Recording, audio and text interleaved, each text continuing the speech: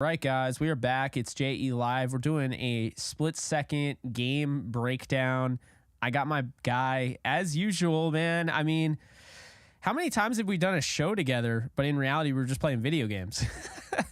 Most often we were playing games. I would say most of the time we're playing Warzone, but Yes. it's nice to finally get into football season and be able to talk sports because there's nothing better. I know we love video games. We're excited about Spider-Man 2 Oh, coming big out time. soon. Yeah, there's a lot going on in the gaming world, but when Rams Eagles is happening, we had to hop on live. Big time. Yes. There's no one I'd rather have. You're my guy, and I have a lot of respect for the Eagles, man. They knocked out the Niners. I have myself a Brian Westbrook jersey somewhere in this house. Little kid liked Westbrook. But no, what are your thoughts coming into this game? About the other team here, the Rams, because we've talked at length. I think when it comes down to it, with the NFL, and that's a great thing. When we're on Kick, it's just like we're playing Warzone, but like, yeah, Gary, how do you feel? Like someone will just ask a question, Gary, how do you feel about this team and this team? And we got into it with the Texans. But the Rams, it didn't seem like you were the consensus. They're going to tank for Caleb Williams. They are bad. It Right. seemed more, like, all right, Neutral. they might be something. They might be something. Yeah, I remember my prediction was I think 6 to 7 wins for the Rams, which was underselling it compared to the way you thought about them. Hmm. And I mean, you hit the nail on the head. They're not nearly as bad as what everyone thought they were. I think because a lot of people looked at the Rams, and I think you kind of have to excuse it because, of course, they're not watching the Rams the same way that you and your followers are watching the team. That's just what it is. And also, the way that ESPN and all these sports networks sold the Rams was that they're getting rid of the future for the now. They're Yes. trading away everything and it needs to pay off right this second. Now, of course, they ended up winning the Super Bowl. Odell Beckham was just a hit, right? Like they hit Yeah. on all those moves. So they worked. And to be honest with you, I was rooting for it just to work because a lot of times those aggressive NFL moves just don't pay off. They just don't. But and you've seen it a million times. Trade up for the quarterback, it doesn't pan out. But the Rams were seen as this team that took a huge risk. It paid off, and then now in the short term or in the future, it's not going to be good for them. Everyone thought the Rams are going to take a step back. I thought they wouldn't be good at all. Like I thought they would just be okay, just a middle of the pack team. But what the Rams are showing is that they have a pedigree that can be scrappy, and they're well coached. And when you are well coached, you can get guys like you can get a Puka. Like you can have Kyron Williams running for 245 yards. He's averaging like 4 yards a carry. Okay. So it like when you look at what the Rams have in terms of talent, they were waiting around for the arguably a top 5 to 10 receiver in the game who has not touched the field yet. I was worried that he's going to be rushed onto the field. And then when you have a guy perform the way that he's performing in Puka, now they're like, what can these guys intertwine? And when you're the Eagles, and obviously a team that people expect to potentially come out the NFC, the Rams are dangerous. Now, I'm not saying that they're a threat to go to the Super Bowl, but when you're talking about, which I know you feel that way, Well, but Super Bowl, I don't know. I think anything can happen when you got a healthy Stafford, but you yeah, know, but it's like these are the type of this is the type of coaching job with these type of players that can upset you in the middle of the season. That's what can happen. And that's why I'm just taking them serious. The Rams don't rub me in any type of wrong way. I think they play the game the right way. They play hard and they're getting right now the most out of less. And now that Cooper Cup is potentially coming back, I mean, would it really surprise you to see a 27-21 game between the Rams and the Eagles? It wouldn't be surprising to me. So I'm ready for a dogfight. yeah, I am too. I think, going into this game, I think a lot of the conversation has been, first off, the brotherly shove, which, let me just set the record straight here. If you can't stop it, that's not their problem. Okay. They, like, you know what I mean? Like, it's Right. not like it was illegal to have an Einstein in our history. They didn't just arrest him like, oh, you're smarter than everyone else, man. Like, you can't jail. Like, you What's your can't do that. complete take on what's your complete take on that? Because people are saying that they're cheating. It Like, this well, play is it's unstoppable. it's not cheating and it is stoppable. It's just like you guys haven't been good enough and you haven't picked it up. Like, but you guys, I mean, other teams. But you got to get low. And if your guys aren't great, like Aaron Donald and the Rams, I think are going to stop it on Sunday. I do.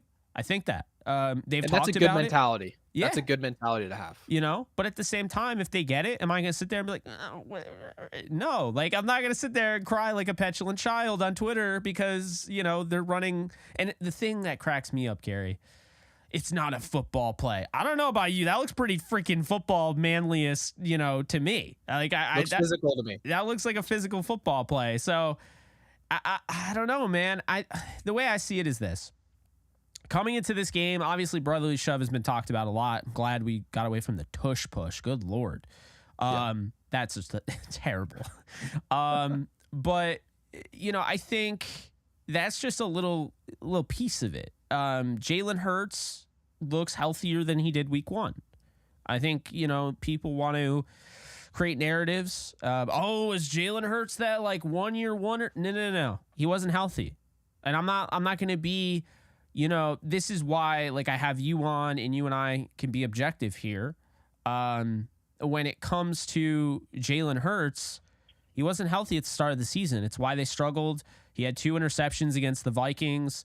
If they play that game today, I think the game goes a little bit differently. And we can talk all we want. We talked offline about this. They're 4-0. They won 4 games any given Sunday. We hear it all the time. But what we don't hear all the time is any given Sunday working in the favorites' favor. It's like, oh, well, they're supposed to win. It's amazing how that eventually, that's what comes of it. And to me, I think tush push sounds way too sausage up by Nolan. It does. It really does. But, you know, Gary, I'm sure you kind of you at least somewhat agree on this. It doesn't matter if you're the favorite. Like, these teams, there's about 3 to 4 plays that can alter a game. And I think this is the most open we've seen the NFL in quite some time, because I think there's a lot of bad teams through the first 4 weeks. We could talk ad nauseum about the bad teams all over the league, and just about every one of those teams is going to have that internal discussion if they consider, you know, if they continue to lose. Hey, does Caleb make any sense here? I mean, right. we're rocking with Ryan Tannehill, you know, who's 35 years old and the guy who puts mayo in coffee. So, you know, that's kind of where we're at there in Tennessee. But, you know, I think with these two teams, why not? Why not these two teams in the NFC title game? Like, why not? You know, and I think, right. You know, you look at the Rams getting Cooper Kupp back. You look at the other side with the Eagles. Avonte Maddox is out. Josh Jobe is getting picked on like he's actually Job from, Arrested Development. I've been making that joke like crazy because, man, I feel bad for him. You know, it's like every which way. But then you also have like Fletcher Cox is out. I don't know if Cam Jurgens is going to play, but that would be that. I mean, that's out. But also like guys like Jalen Carter, and you've watched them every week. So what are your thoughts on the Eagles? And for Eagles fans that have been saying, this team kind of feels a little underwhelming, what would you have to say to them?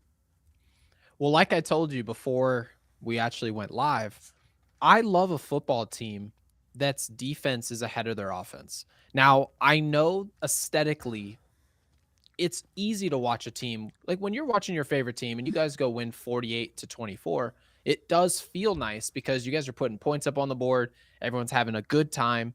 But as the season goes on, and you know this probably better than anybody, and the weather starts to cool down, it starts getting cold, and it starts getting cold in Philly, starts getting cold in New York. You want the defense to be ready to go and you want them to play smart. So when I'm watching the Eagles, my issue with this team right now is what they're doing, not between the 20s, but when they get into the red zone, they're not making the correct plays. They're doing way too many rollouts. And for anybody who's watching the Eagles, they're running rollouts essentially half the plays in the red zone. So obviously those plays aren't going to work. They have a smart quarterback who's eventually going to make adjustments. And when Philly has scored touchdowns, they've ran the football. So you have a new coordinator this year on both sides of the ball. Philadelphia is a team that they want to get as many wins as possible early in the season. You said the same thing yourself about the Rams. They need to get off to a good start. They've done that. So if the Eagles can go out there and continue to just march forward with some ugly win after ugly win, maybe go 7-1, 8-2 potentially as we go 10 games into the season, this is the type of team that as the season is finishing, these coordinators can finally get their feet wet and understand what they're doing, what their attack is. Because no matter who you have at quarterback, when you have new coordinators, they're going to make mistakes. It's just a matter of when and when they like where and when they happen. And fortunately for the Eagles, the mistakes are happening without the cost of winning games in the NFL. And that's important. And I am not taking it for granted. No, I don't take anything for granted. I think you go back to the Rams-Colts game we were talking offline about. There's so many fans that were upset. Oh, we blew a 23-0 lead. Yeah, but you won. Do you know how many times they've lost that that type of game? And I think honestly, it's been a little bit of like a maturation of like my mind as a football fan and a football, analyst.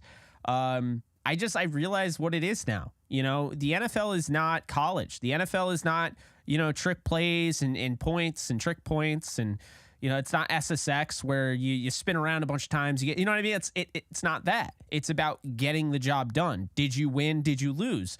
Your record isn't, it doesn't truly indicate, yes, it does.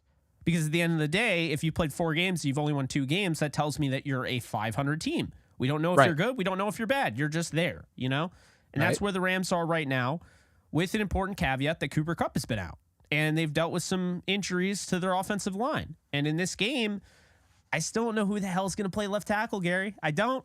I have no idea. No Boom is ruled out. Shocker. He's always ruled out. Alec Jackson, who missed last week, is... things sound like it's going in the right direction for Alaric to be he was the starter coming into the season, so he would be the actual starter.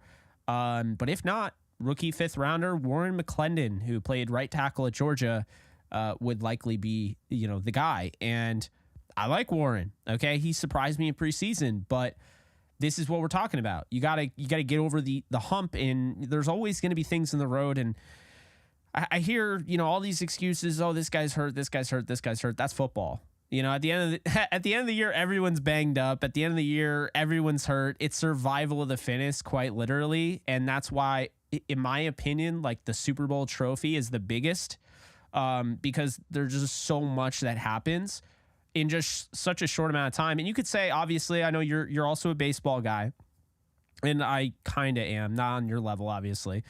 You might be on my level now. No, I'm regressing as a baseball fan as we speak. The Yankees will do that to you. But I mean, 162 games, like you don't want to discredit that. But with the NFL, it's like just the physicality is so different, Right. I mean, there's so many variables in an NFL season. And like you just said about the Rams, you don't know who's going to be starting at left tackle. Well, the Eagles are not the football team that you want to be playing when that's happening. Yeah. And the one thing I'll say about this game, just matchup wise and how these two teams collide, you saw with AJ Brown finally getting over the hump. He had like a nice little back and forth with Darius Slay. He was talking about getting in the end zone. And that was cool to see. But at the same time, when I see Philadelphia and getting into the passing attack, I'm not saying it's a bad thing that they're passing the ball and scoring, that's awesome. But at the same time, the Rams have like the 7th best and literally the 7th best defense in the air. Yeah. Okay. That's very good. So I'm not saying I'm not saying this is the Legion of Boom. That's not what I'm saying. But what I am saying is that when you see trends of a football team, a team that's stopping and when you see a team that is stopping the pass in today's game, that's a team that's well coached. And I've said this, I know I've already said this 2 or 3 times already on the air. LA, whether they're lacking talent-wise from one position to another, they're plugging and they're pulling guys from one position to another and finding ways to get production out of players. So when that's happening and I see a very productive pass defense, I'm looking for the Eagles to run the ball down their throat. And it's your best player. It's his job to stop the run tonight. Like when we play, if he's not helping stop the run, the Eagles are winning this football game. So I think this game is actually going to be decided in the trenches because I have no doubt Philly's going to run the football. It's just a matter of who's getting the ball. That's my take on it. I agree. I think they are going to try to run the ball. I think the Rams, they're not going to be able to run the football right out of the gate. I know Fletcher Cox is out, but I have a tremendous amount of respect for a guy that I already think is turning into a superstar in Jalen Carter. People need to pay attention to what this kid's doing. This is going to be one of those where, like a late night Wikipedia NFL draft, you're like, 10 years from now, and be like, oh, we could have gotten Jalen Carter. Like, it's going to be like that all over again. You look at Jordan Davis. I think he's progressed. He's a lot better now. Josh Sweat's a guy that I've liked for a long time. Hassan Reddick is who I wanted over waiting for Von Miller, so that still bothers me. But there's a lot of guys there. I think Nicholas Morrow is playing the best football of his career. And then, you have your guys that, okay, like the secondary's struggling, but I'm still not like willing to go like, oh yeah, Darius Slay's mid, like Bradbury's mid. I've seen these guys play at the highest level. And so it's tough. I think the Rams are going to have to come out. They're going to have to establish the run by opening up with the pass, generate those lighter boxes for a Kyron Williams, for a Ronnie Rivers, get that thing going, because you can't abandon the run. We saw what happened against the Bengals. They ran 10 times against one of the worst run defenses in all of football. It's just not conducive to winning football. And so that's how I see that going. Like, I think they will be able to throw. I think everyone's so focused on Cooper Kupp and Tutu Atwell and Puka Nacua and Cooper Kupp. And rightfully so, but I think Tutu Atwell, number 5, is the one you guys have to worry about, because, I think he's been playing kind of the number 2 wide receiver role, and he's been doing a good job of it, moving the chains, running just, all sorts of routes all over the field. And he hasn't really done what his true bread and butter is, which is to stretch the field. And I think now you get him, Cooper Kupp's back, and that's great, but now you get Tutu Atwell back in that field stretcher role, that guy that can take the top off the defense with that 4.3 speed. And now it's like, oh, pick your poison. What the hell do you do? Tyler Higbee had 3 touchdowns the last time he played the Eagles. The Eagles are not good against tight ends. They're giving up the 2nd most fantasy points. So then you have that. Then you have Tutu Atwell, who I just mentioned, who's, by the way, having a really good year so far. Cooper Kupp, we already know, like, if he catches 1 pass in this game, it's going to be a touchdown. Then Stafford's going to him. And then Puka Nacua, who, I mean, everyone is talking about Puka Nacua. You brought him up earlier in the show. And it's just like, how do you beat that team? Well, the pressure. And I think the way you take the pressure out of it, the way you take the blitzes and all of that, is you show like, hey, we're still going to run the football. You still have to, abide by that. And I think they start with the pass, and I think it's going to be very similar to what they did against the Seahawks and the 49ers. Seahawks couldn't run the ball for a damn, okay? I think Cam Akers had 1.8 yards per carry. That was his last game as a Ram. Like, he ran 20 times. So it's like, that's not good. Right. And the Rams just kept running the football. And then against the 49ers, you have kind of that nasty defensive front as well. And the Rams are like, all right, we're going to throw the ball, and then we're going to open up the run. I thought they did a nice job of that, got away with it because of the game flow, got behind in the second half. I think this game is all about basically throwing to open up the passing attack, or to open up the run game. And then I think on the defensive side for the Rams, you got to limit DeAndre Swift, man. This is the 2nd best running back in football this year, statistically. He looks great, man. He looks so good. How bad he's the Lions look, though, for doing that? They look stupid. Yeah, no, they look stupid. And by the way, I completely agree with you, because the way this game feels conceptually is exactly how the Eagles came into the Super Bowl. Everyone was talking about Tom Brady and how the Eagles' job is to get him on the ground. Well, if the number 1 game plan is how do we defend against this team's defensive line, the answer is throwing the ball and getting it out quick. Yeah. Now, when you watch the Eagles, a pass rush is completely neutralized when a quarterback gets rid of the ball almost instantly. Yeah. It's completely neutralized. I'm not saying it's easy. It's not. But what I'm telling you is that it's possible. And when a team is destroying in the trenches, when your offensive line is getting torched, you don't know who your left tackle is. You're not going to be able to hold the block. You need to get the ball out quick. And when you look at that game, it was 41-33. Okay. The Patriots got out. They were throwing the ball to Danny Amendola, Chris Hogan, Rex Burkhead, Brandon Cooks had a catch. I know he ended up getting hurt. James White had a couple catches for 20 yards. So when you look at that, the Patriots didn't have an answer for what they had on the defensive line. Ultimately, there was a strip sack the Eagles defensive line saved the game. But when you're talking about the game plan and what to do through the first quarter all the way down to the fourth quarter, the Rams have to throw the ball quick, early, the quick attacks. They need to get the ball out to the perimeter, let their guys go to work against our corners, make them tackle. Because when you're looking at the physicality, like when you're looking at the middle of the field, the Eagles are probably going to win this game in the middle of the field. You need to get the ball outside the numbers and make the Eagles tackle. If they fail to tackle, you have an opportunity, because once the game busts open, guys are going to start putting their hands on their knees. It doesn't guarantee you a win, but when you're talking about how you threaten a team that potentially is just better than you on multiple levels, that's how you essentially just have to attack their strength by not allowing them to use it.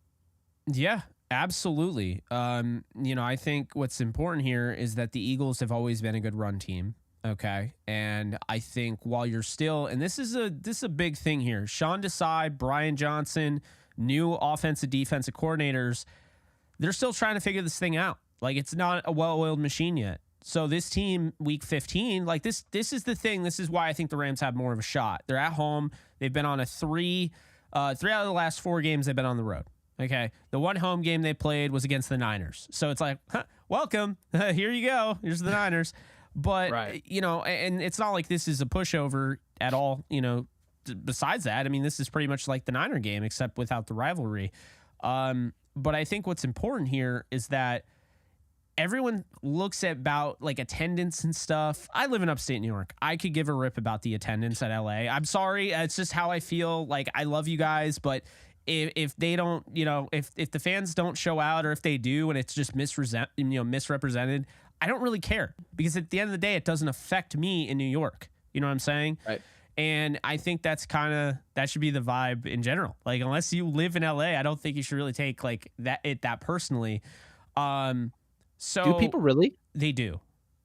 And well, Niner fans like to use that against every Rams fan. Like, it's a blanket statement. Okay. Oh, we take over your stadium. I got to tell you right now, I don't care. I don't care. And the thing is, the Niners have won 8 straight regular season games. Yep. And the Rams decided if they were going to only win 1 game, they decided to win the NFC title game when it mattered. So I don't care. Like, you guys can go cry. Like all that. But man, one thing I will say about that, and to your point, like, so you just brought up the 49ers, right? And I get what they're saying. Okay. Yeah. But this is the one thing I'll say about taking over a stadium. Is there any team that won predominantly in the 90s and early 2000s, like early and often, right, that's not taking over stadiums? I mean, Steelers, the Cowboys, the 49ers, the Eagles. The only team that in my opinion, that you can argue doesn't take over stadiums is maybe the New England Patriots fan base. Oh, you mean for like teams that were successful? Correct. Yeah. Yeah, I mean, I would probably say them. Seattle takes over. Because like if I go to an Arizona Cardinals game, I know which fan bases are going to take over the stadium and which ones aren't. Most of them have had success, whether it was in 1994 or if it was last year.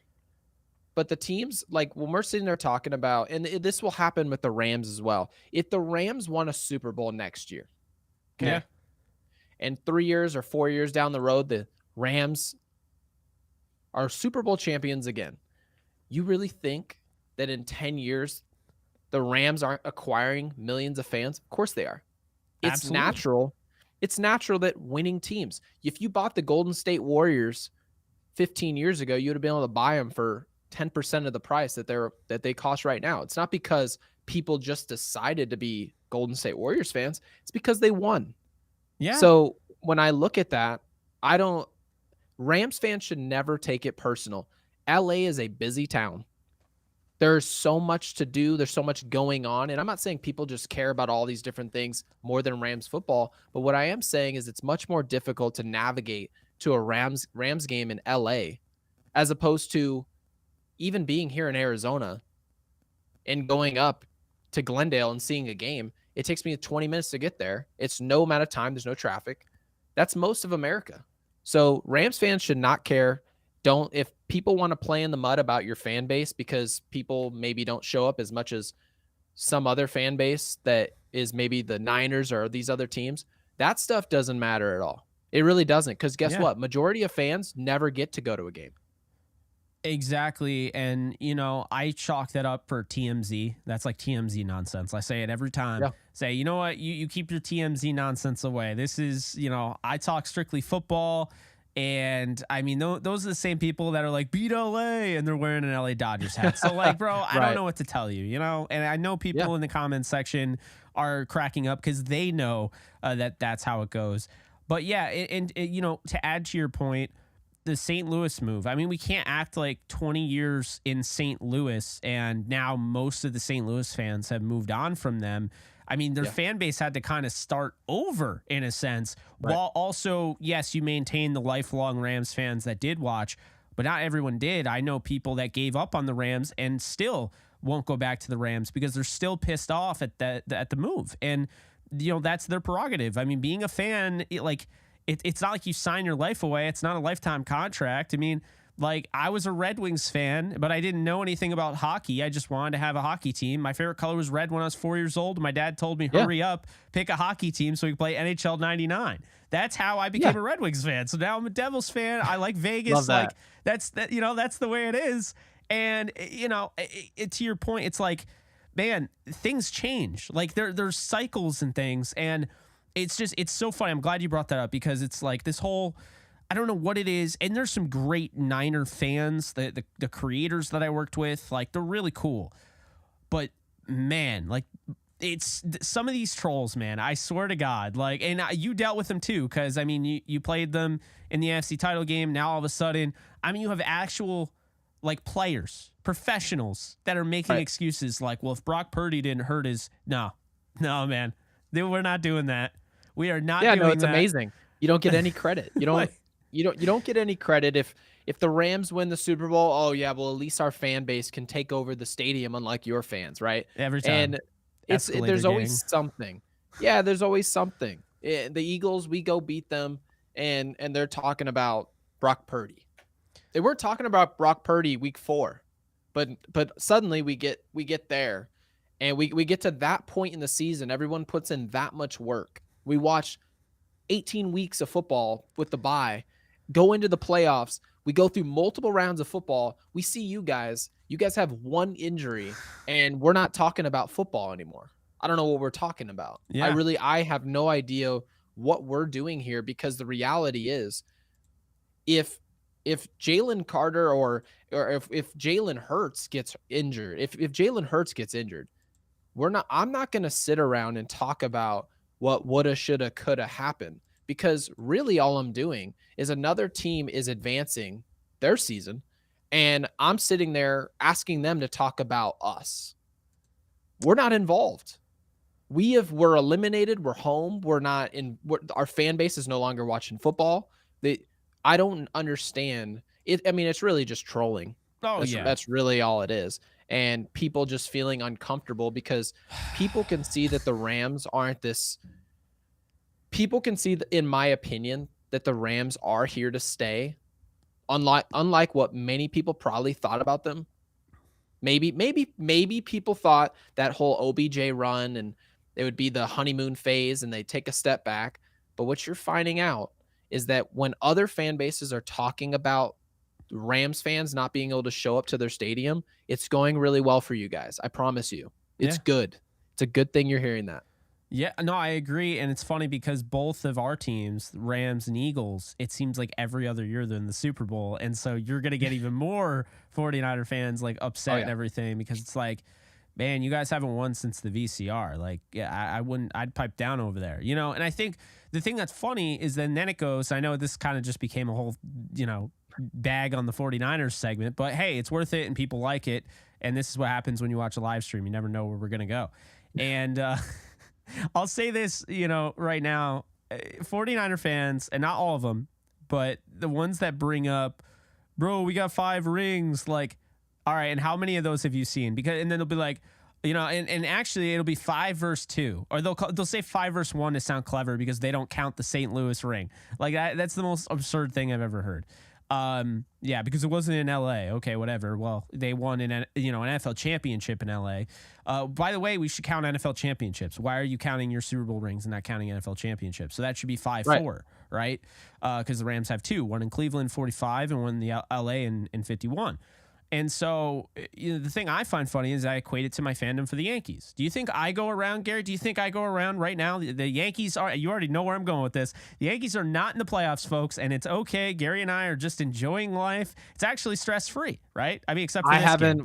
I haven't worried about the Yankees. I haven't tweeted about the Yankees in months. But, here's the thing, okay?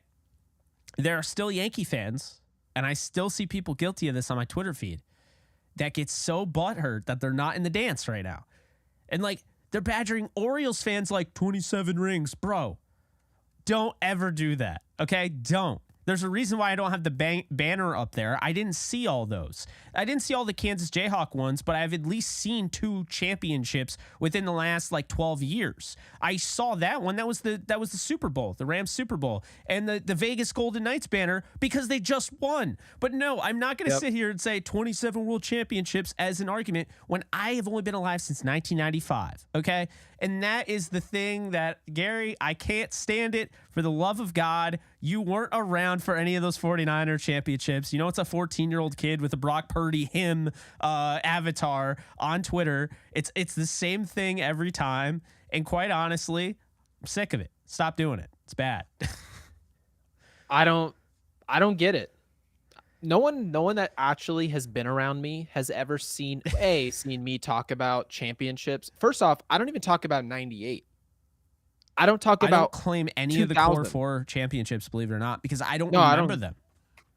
I remember them. But here's the crazy part. I'm 30 years old in November. Okay? I am the age of a person who's supposed to be in the prime of their career, right? Which means that is 12, we're talking about, I've been watching baseball as an adult for 12 years. It's a long time.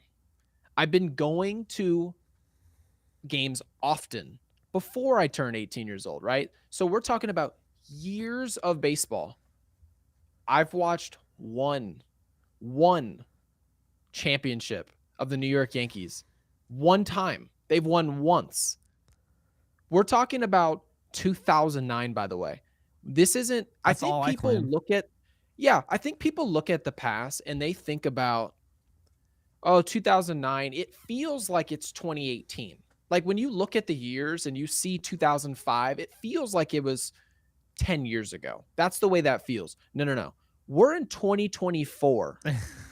Not so long from now. Okay. It is 2024. Do you remember when they used to tell you, that movie is not ready now? Like Stranger Things is not coming out right now, but it'll be ready in the fall of 2025. And you're like, 2025? It's not even close to now. Oh, don't even get me started with the next Avengers Secret Wars. Right. They're like, 2027. I'm like, well, what if I die before that?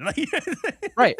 2027 is just, it's not even on your radar for how far away it is. No, it's and ridiculous. Yet, that's 4 years away. The Yankees have gone, okay? 13 or 14 years. They have not sniffed the World Series. Not just won the World Series. They have not sniffed attending a World Series.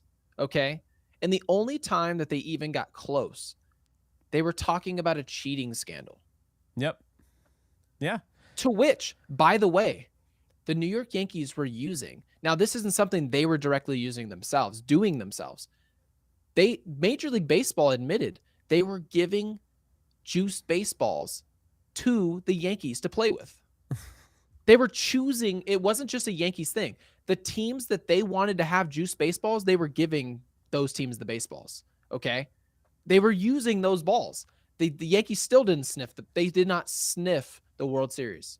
Well, and to add to that, the 49ers, I don't want to keep going on, but the 49ers, the Ravens Super Bowl, Remember the power outage? And then eventually, like, so the Ravens are dominating them. And then the 49ers come back into it because of the Oh power my outage. gosh. And you're like, no, tell me this isn't real. But no, it's funny. It is to me. I'm sorry. Fans are going to fan, and I love pretty much everybody in the comments section right now. I know there's probably a troll or two in there, but is what it is. I think looking at this game, I think this is huge because if the Rams are really for real, we're going to find out. I mean, I think week 5, I think that's fair. We're past that quarter mark or whatever we want to call it. And I think if they come out and they beat Philly and that offense with Cooper Kupp doesn't miss a beat and you're like, man, Cooper Kupp only had 1 week of preparation. This is going to be one of those where we look back on it. It's like, I don't know if the Rams can beat out the Niners. They have one of the easiest schedules in the league and they look really good, to be fair. But if they do, I understand it's week 5, but this is a tiebreaker game, man. Like that's how I look at things. Like, it doesn't matter. You don't know how the season's going to go. The Eagles are a team that I think is going to be fighting for that number 1 seed. This is a tiebreaker game, and I think that's how the Rams need to really approach it. Although, let's be honest here, they're not going into this any other way than, hey, we can win this football game. So, of course, yeah, of course, man. And the thing is about the Rams, and in terms of making a prediction of what's going to happen to the Rams specifically long term in this season, well, I mean, if you don't know, like I said, like if you don't know who's going where on your offensive line, that's like the one thing that's solidified from all these really good teams, like the teams that were predicted to finish and be better than the Rams, and to most people's standards, have some level of consistency on what they're going to do to protect the quarterback, or what type of game plan are we going to implement that's going to ensure that this guy stays upright. And in my opinion, Stafford, to be honest with you, is far better than what people give him credit for. I don't think people understand how good of a quarterback he is. Okay. But you also need to be blocked for. Yeah. Okay. It's not a nightmare yet, but over the course of a season where I'm not going to predict injuries, of course, but when you're talking about having some type of consistency, he has to know that his blind side is protected. And when you talk about them implementing the run or passing the ball to open up the run, there's only so many times that pass game, that short pass game, is going to be able to get off its feet. Because if you can't get the short passing game going because everyone's moved up and understood that game plan, you're either going to have to run the football or throw the ball down the field. And when you're looking to throw the ball down the field because the short passing game isn't open, it's where injuries and those type of things can happen. Because the easiest thing for a football team to do is when you can win up front and just run the ball. That's the easiest thing for a football team to accomplish. It's the reason why those Dallas teams were with Zeke Elliott, when he was back to his days, where that dude was unstoppable. And in my opinion, the Rams have a quarterback that's, like, believe it or not, I think Matthew Stafford is playing at a significantly higher level than Jalen Hurts right this second. So coming into this game, in my mind, he's the type of player that can actually change this game. I really believe that, but it has to start early. If the Rams don't start this game hot, they allow the Eagles to get into the backfield. They stop the run. They're really, like you said, they're trying to commit too much to the run. It's a disaster waiting to happen. You have got to find ways to throw the ball early. Has to happen. No, I absolutely agree with you. I love your take on Stafford. Man, I think you need to tell the mainstream that, because I feel like they just go by we know stats lie, especially the quarterback position. I saw a graphic where he's like the bottom of the league in turnover worthy plays, and like he has more interceptions than turnover worthy plays. And you're like, how the like how? But then you see like Desmond Ridder has 18 turnover worthy plays and he has like 2 picks, and you're like, what the? Right. How does this happen? Like, it's not right. Yeah, no, it's not right. Matthew Stafford, people don't realize. I mean, I feel like everyone should have seen Stafford play football, right? Yeah. He was playing on Thanksgiving every year. I know. You have to have seen him. And the Lions, if for people who watch the Lions, Their defense was always atrocious. Okay. Atrocious. Absolutely. They brought in Patricia from New England. That worked well. Worked great. Nothing worked. Okay. Nothing. It was atrocious. Oh, man. The defense couldn't stop a soul. No. They couldn't finish a game. Okay. And a lot of times when you watch your football team have success late in games, it's two things. It's the quarterback being in control, and also B, having trust in your coach and what to execute. The Lions never had any clue on how to execute. It's the reason why Stafford is no longer in Detroit.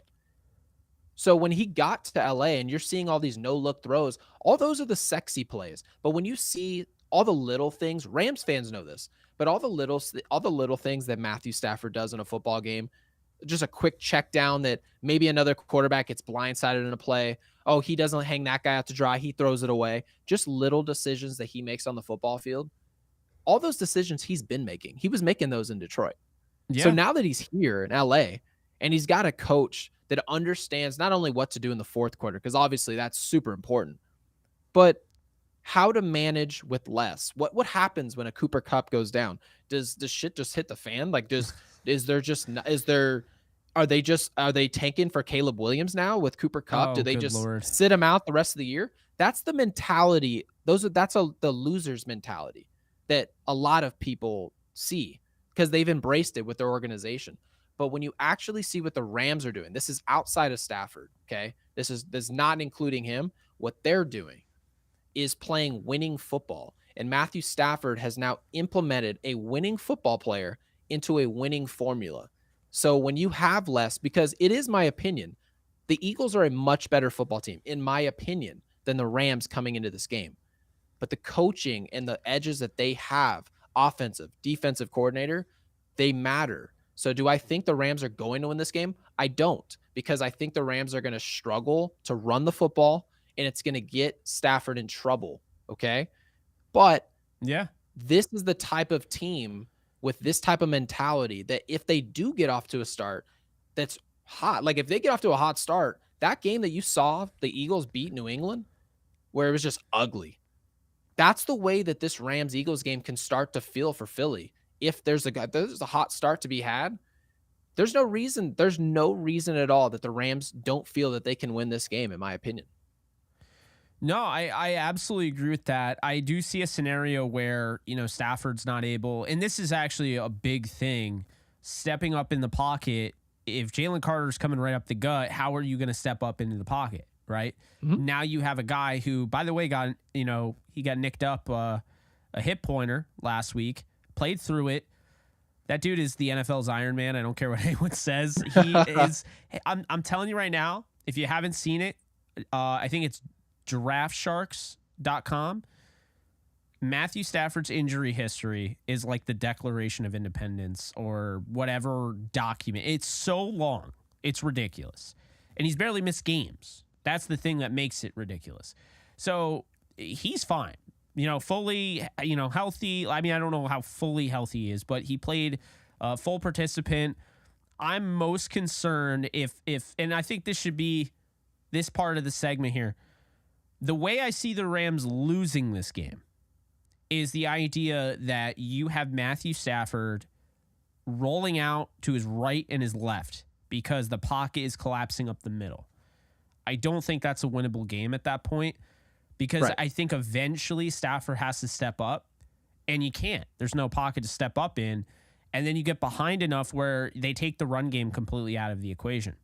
Now you can't throw. Now you can't run. Now you can't win. So I think that's how they lose this game.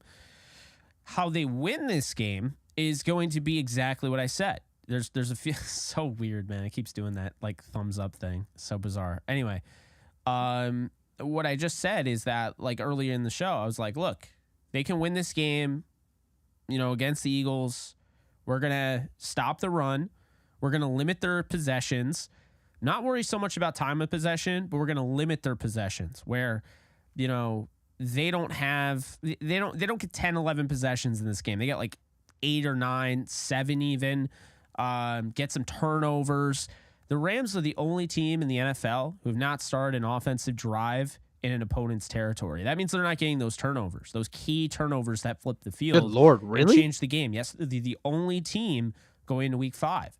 So they are due, so to speak, but we don't know what that entails. And I think you look at the secondary. Keller Witherspoon's playing his best football maybe of his career. I can't believe how good he's been.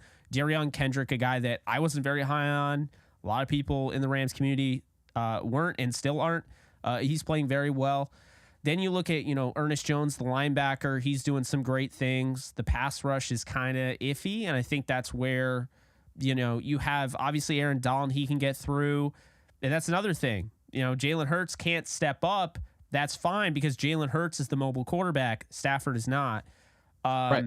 But I think the big key for the Rams to win is shut down the run. Get off to a good start, take over the lead, and make it so they have to throw.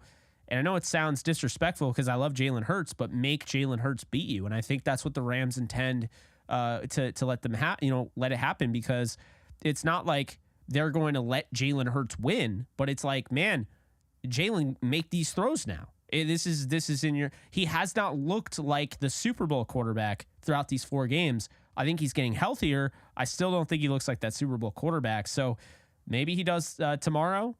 There's a very good chance that he does. Actually, it's already Sunday. Good Lord, on the East Coast. But maybe he does tomorrow, man. I don't know, but I think that's the best course of action to win the game. And do you have any let's say any X factors, players that viewers should be aware of on the Eagles? Anybody that stands out to you?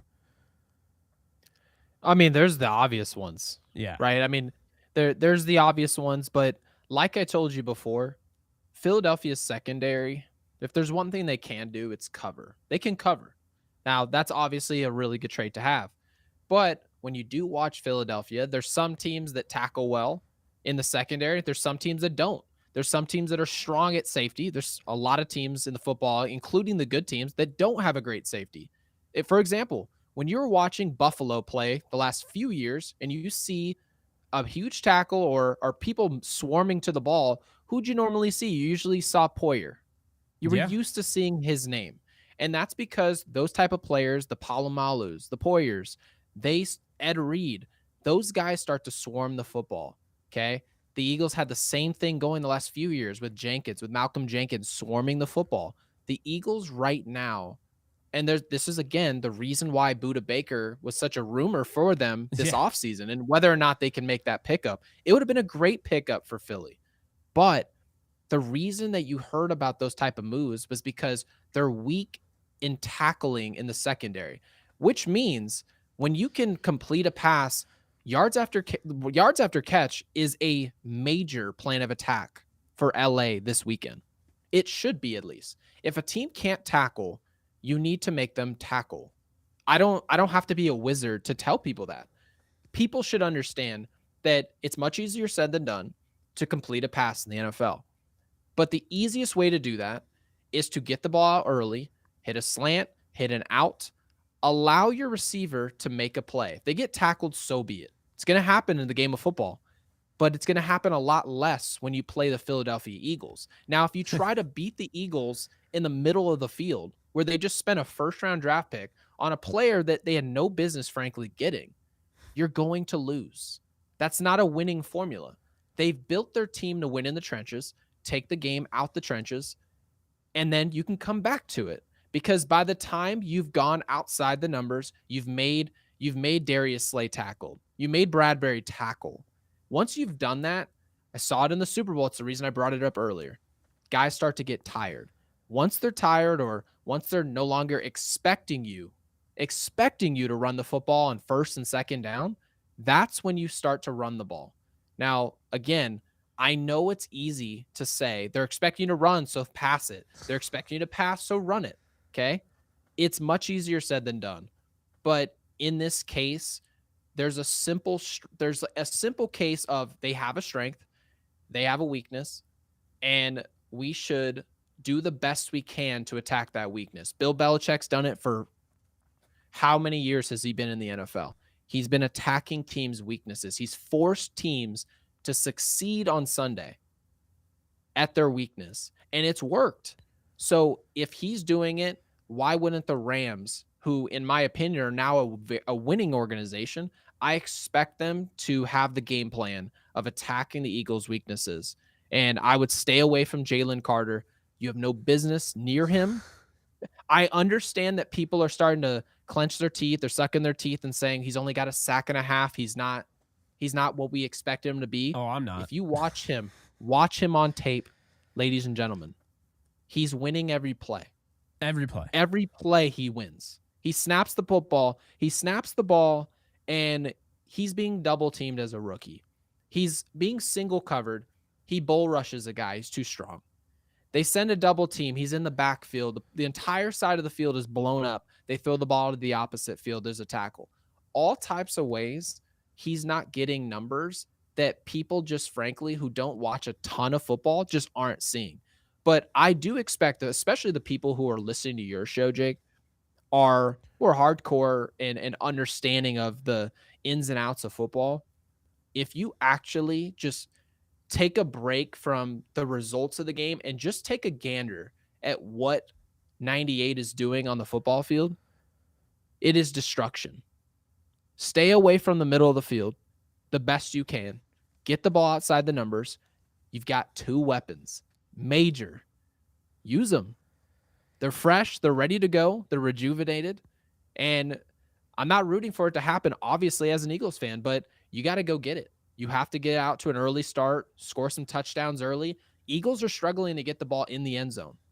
I want them to score. I want them to score early and often. But based on what the Eagles have shown the last couple weeks, the defense is their strength. They're struggling to get the ball in the end zone. Jake Elliott's on the field all the time kicking field goals. If you can make that happen again, the Rams can win this football game. I agree. I really think they can. I think they got the coaching. I think McVay found something last week against the Colts. The question is he going to really stick by it? Is he going to go into a funk where it's like, we're done running? Because I think running the ball, even when you can't run the ball, still matters. Still keeps open the play action. And I think the play action they've been using more than they ever really expected to use with Stafford, who's outright said he doesn't like it because he doesn't like his back towards the defense, which I thought was interesting because that was like the Jared Goff offense with the Rams. But looking at this game, I think if they're going to win this game, there are a few guys that have to step up, X factors. First off, I'm looking at getting some help off the edge. We talk about Aaron Donald all the time. Kobe Turner's looked really good as a rookie. Byron Young, he's 15th in pressures as a rookie. But I think it's potentially going to be this 6th rounder, 189th overall. I've just been getting some good stuff, hearing some good things about him. They're really high on him. It's O'Shawn Mathis. They just activated off IR. They see something in this kid that I don't think anybody else sees. And Gary, Puka Nacua, who the hell thought he was going to do what he's doing right now? Because if you did, you're lying. No one thought Puka Nacua would be on pace to have more yards than Cooper Kupp had in his Triple Crown season. I mean, it's unreal what we've seen, and it's sustainable to a degree because the way he's winning, he's not just, and I can't stand because you have the Niner fans, of course. He's a slant merchant. I love that. Anytime you say merchant in a title or, a sentence, I'm going to have to assume you don't know sports. It seems like everybody who says that just has an anime avatar. No offense to any anime avatars in the comment section, but the ones that they talk so much crap on Twitter and they have no idea what they're talking about. Those ones. Oh, he's a slant merchant. He's a slant merchant. Oh my gosh. Puka Nacua. Have you seen his route charts? No, I haven't. Oh my God. I might actually send him to you right on the spot because I want you to realize this guy is not, I know you don't think he's a slant merchant, but it's so ignorant to say that because I mean he's running routes and again we talk about Cooper Kupp coming back. Oh, is Puka Nacua going to be able to keep this up? I don't think so. Cooper Kupp's back. It's all Matthew Stafford only targets Puka Nacua. Matthew Stafford had more targets to Tyler Higbee last week. Puka Nacua had 169 yards and Tyler Higbee had 60 something. Okay, so it's not as simple as that. I'm looking for the chart now. I'll send it to you via Twitter if that Slant merchant. Oh, it's the worst, But man. like what kind of take is that? Like ladies and gentlemen, slant merchant, that's actually a take that they're like this is You've the thing. heard that I'm before. assuming yes. Yeah. I'm assuming that most people don't think that. Okay. However, It still needs to be the addressed. the fact that there's even a small community of people that think that, let's just be clear. You know what it's like saying? It's like saying, oh, well, LeBron James only makes layups. Oh, I've heard that. Well, I've actually heard guess that. what? Shaq only dunks the ball. Yeah, Okay, I well, know. great take. You know why they only dunk the ball? Do you know why that they only drop the ball in the hoop from close range? Well, it's because nobody knows how to stop it. Yeah. Somebody, I kid you not, okay? Even if, like, let's just say you're sending me this chart, I just received it now, about Puka's route running. He could have 10 catches a game, okay? 10 catches a game, 10 slants a game. If they're open, the only thing that would catch my mind, the only thing I would think about is that guy's always open. Why? Yeah, Why is he always open? What's up here? Why is he always open? I want to find out, get to the bottom of it.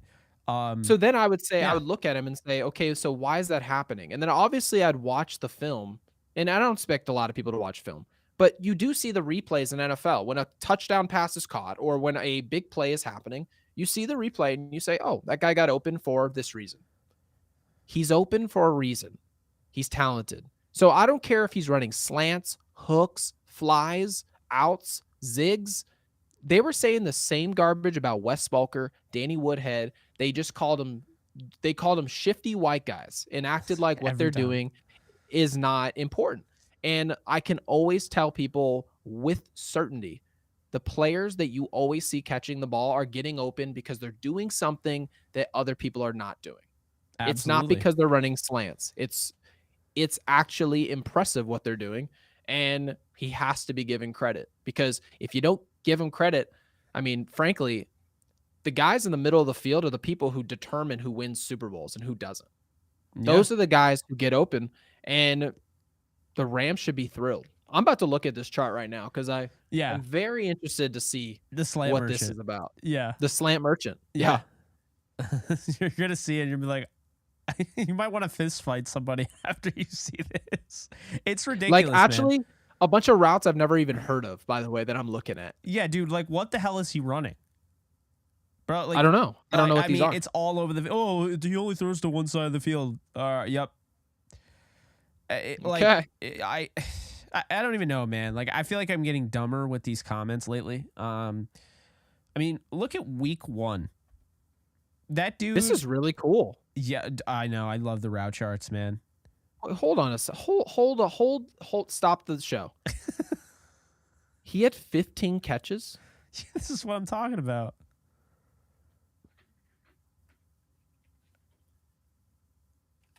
What? Wait a minute. Wait a minute. Week 2, yeah. 15. He had 15 catches. He was targeted 20 times in that game, chat. He was targeted 35 times in the first 2 games. That's Pee Wee football, ladies and gentlemen. He had 15 catches.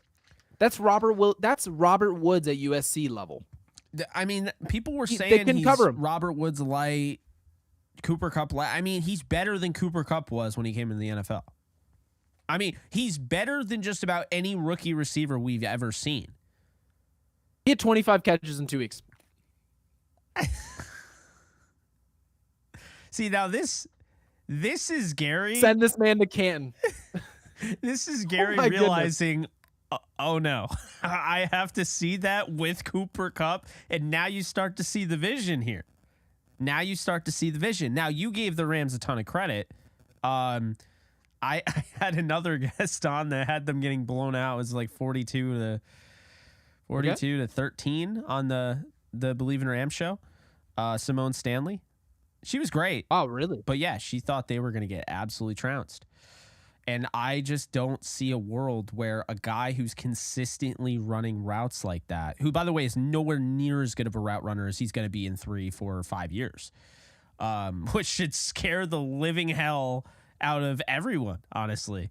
But But you have him on the field with Cooper Kupp, and these guys. Here's the thing, Gary. Okay, this isn't just about his route running. This isn't even just about his stats. Like this, when you watch it, he's breaking tackles, man. He's a big dude.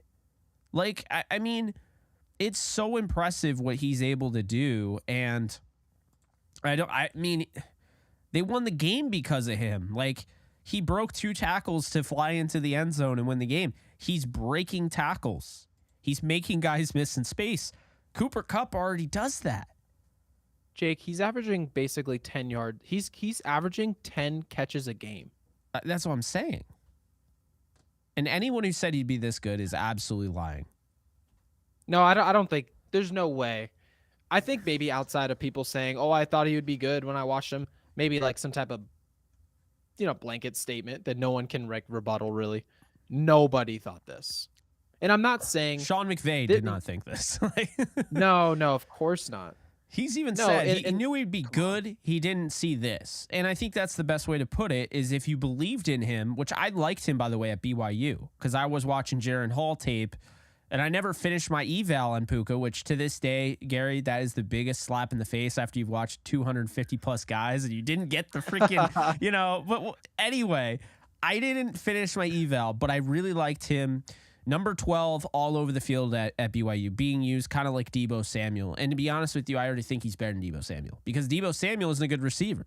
He's a good playmaker, okay? Like when you watch him, he just traps it into his body, not a great natural hands catcher. And his route running is leaves a lot to be desired. That's why Ayuk is ascending. Ayuk is...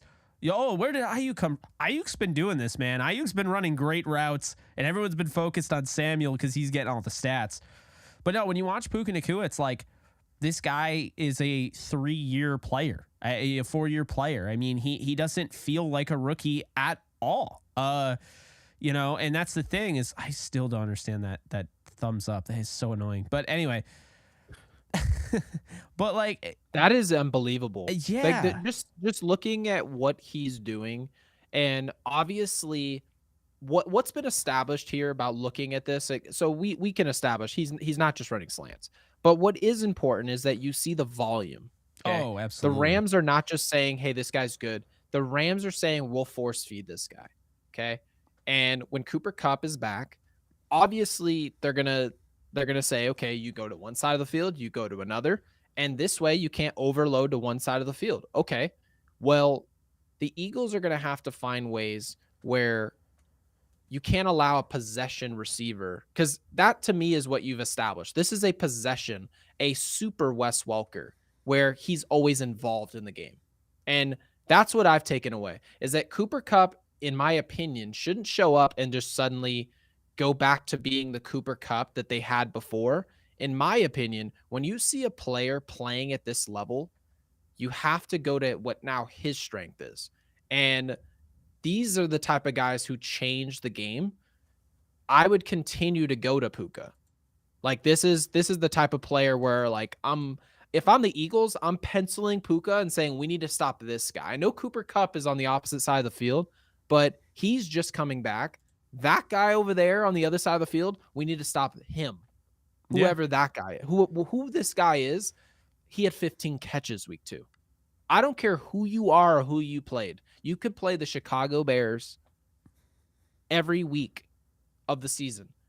And we're talking about 99% of receivers, 99% of star receivers would not have 12 catches in a game. Like we saw Jamar Chase the other day. I think it was a couple weeks ago. And I think he had 11 or 12 catches. And they were talking about, that's his career high. Jamar Chase is a player that we all know to be a top 3 receiver in the game. I would say that. I mean, probably top. I'd say he's at least top 5. At least top 5. Are you seeing these routes, by the way, that he's running? These are not sit-down routes in New England. He's not sitting down and just being dumped off the football like what you saw last week from what's his name, who had 14 catches out the backfield. It was at Kamara. Yeah. It was despicable. It destroyed me in fantasy. But anyways. He's still bitter about that. I'm bitter. But These are the type of plays when you actually take a deep dive of what Puka is doing on the football field. He's established that he's a possession receiver. He's the type of guy that can be a safety blanket, a safety net for Matthew Stafford, someone to rely on. And if I'm Matthew Stafford, yeah, I'm looking Cooper Kupp's way. That's Cooper Kupp. But are you seeing this? Are you seeing this guy? Like, this is the new shiny toy, baby. I mean, come on. I mean, what are you doing as a defense? Like, are you doubling Cup? Are you doubling? Here's the thing. I don't think that this is why, Gary, I've been saying, like, I made that video and people are like, dude, this is just clickbait. No, it's not. The best trio in football for receiver is in LA, and it is Cooper Kupp, Puka Nacua, and Tutu Atwell, because we're not even talking about Atwell right now. And it's like, now this guy has established himself as an every down player. We've seen it the last 4 weeks. This guy's clearing guys open. Like, he cleared out Puka Nacua. He's wide open in the middle of the field to end overtime. So now you add him with Cooper Kupp and Puka Nacua. It's like, and then you got Stafford, who's an elite arm talent, you know? It's like, how the hell do you stop this offense if you don't get pressure on Stafford? And so it's like, if they're not getting pressure, Gary, like this, like, we've never seen anything like this. Like, Robert Woods was awesome. I loved Robert Woods. Brandon Cooks was great. Like, you know, Sammy Watkins was cool to have. Notice I didn't say, you know, he's cool to have. Yeah. OBJ. I'm telling you, Puka Nacua is doing things that we didn't see Cooper Kupp do. He is on pace to break Cooper Kupp's yards record. Or you know, he's on pace to break the yards record. And the only one who's ahead of him is by far right now the hottest receiver, maybe the hottest offensive player in all of football, and Justin Jefferson. So, I mean, Nacua showed you, though, he can work in any way that you need him to. He can be your volume target guy, 15 receptions, 147 yards. I don't know if we'll do that. 10 catches, 119. Yeah, those are just 2 games. Mind you, the 15 catches, they're against San Francisco. That was against San Francisco.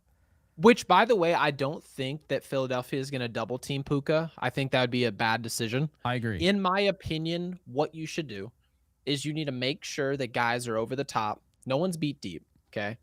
You need to play smart football. I think the Eagles are going to play in order to essentially take the Rams offense off schedule. And it's their job to be on schedule.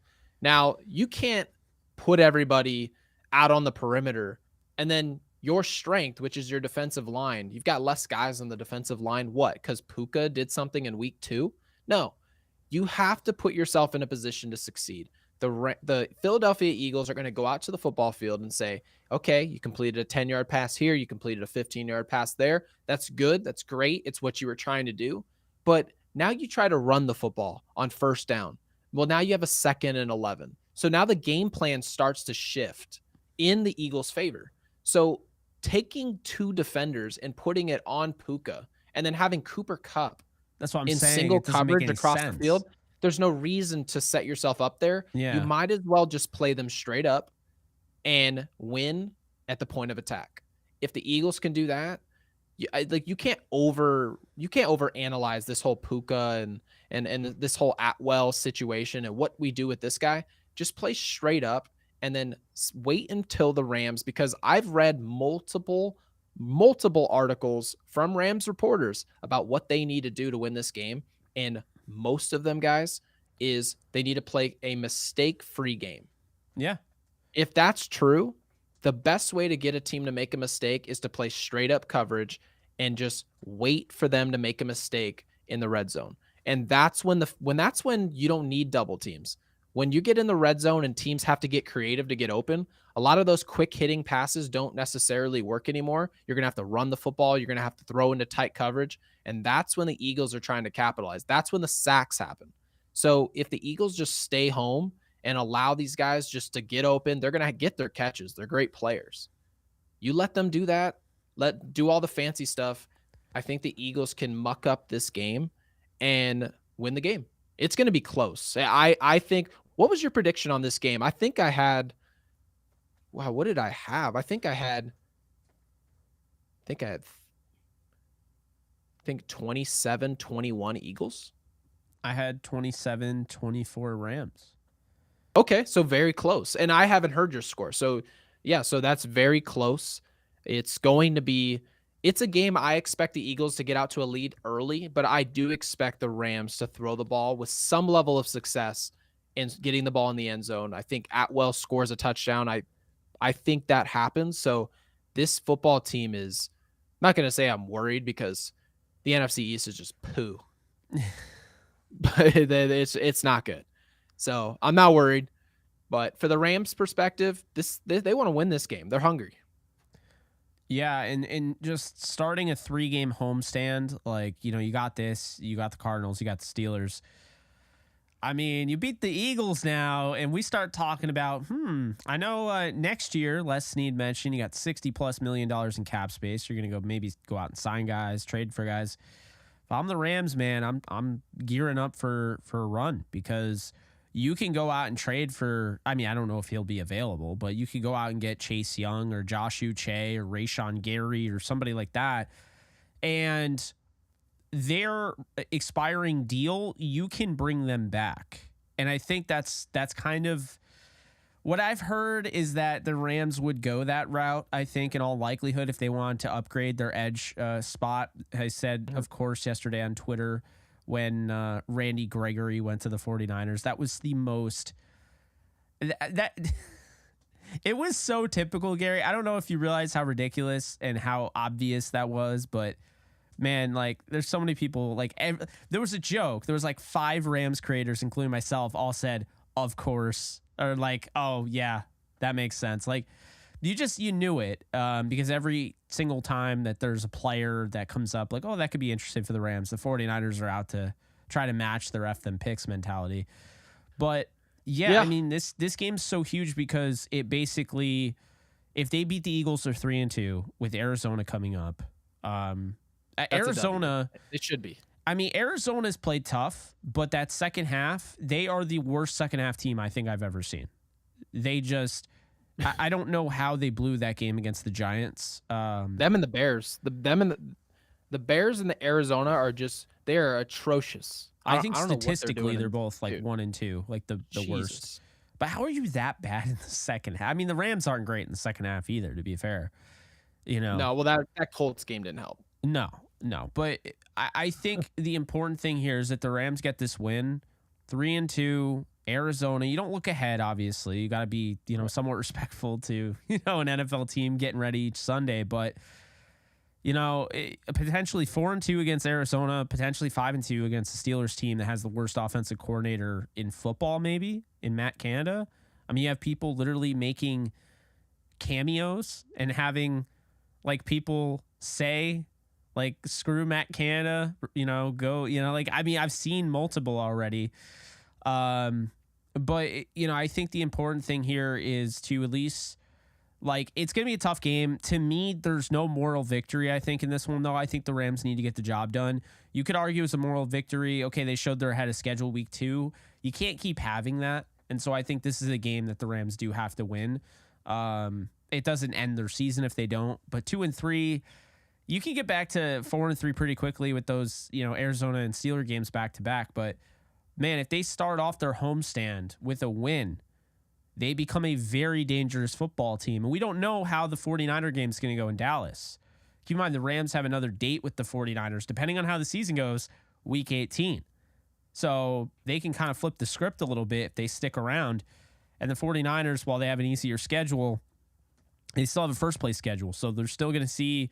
they're still going to see you guys at some point. Yeah, you don't know what's going to happen with Dallas because realistically, Dallas is one of those teams I think that a lot of people, we understand what their defense does. They're great. Yeah. But what we're sitting there looking at the offense, like when does this ship start sailing? Like when does this train get rolling? And to be honest with you, Dallas has just been underwhelming at the quarterback position. They've just Dak Prescott just he just hasn't, he doesn't make the throw that guy makes. And to be honest with you, when I watched the first year of Jalen Hurts and a lot of people started to question what his future was, he wasn't making those throws either. He wasn't making throws that you would see from that dude, where you see a guy throw a fade to the sideline. You say, oh, that's only a top 5 guy would make that throw. That's a little different, something we saw. That no-look throw you see from Matthew Stafford, oh, that throw, yeah, those back shoulder throws or an on the run, out the pocket throw, you say, okay, that's something different that I saw.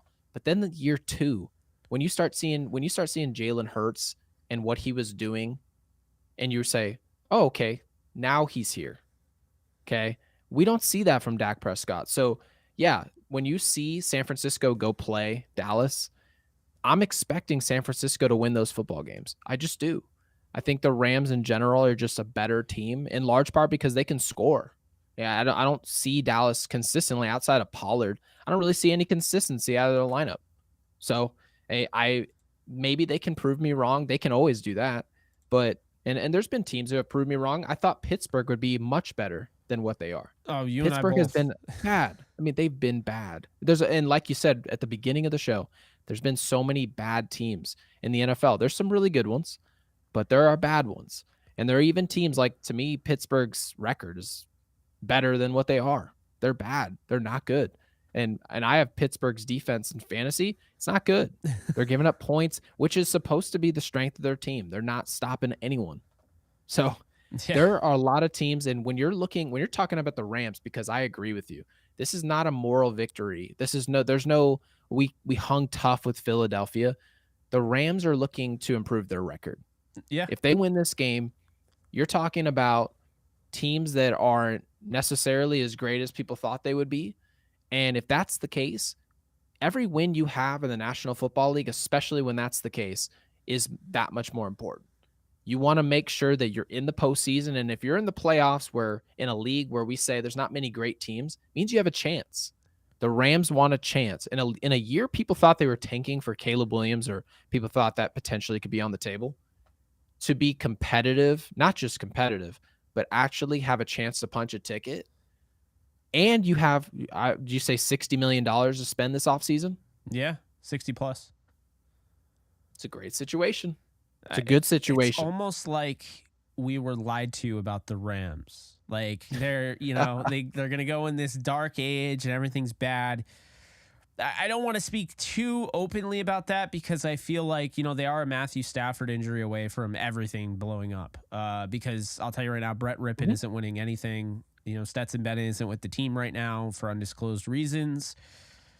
Not going to get into that. And I mean, Carson Wentz is the best quarterback available in free agency, and the Rams haven't even brought him in, with all this. So, I mean, I don't know. You're not going to find a quarterback who 2 years ago threw 27 touchdowns and 7 interceptions as a starting quarterback in the league. You're just not. Like that's the best thing you're going to have in free agency at this point in the season. But to wrap this thing up, we gave our score predictions. You have the Eagles. I have the Rams winning.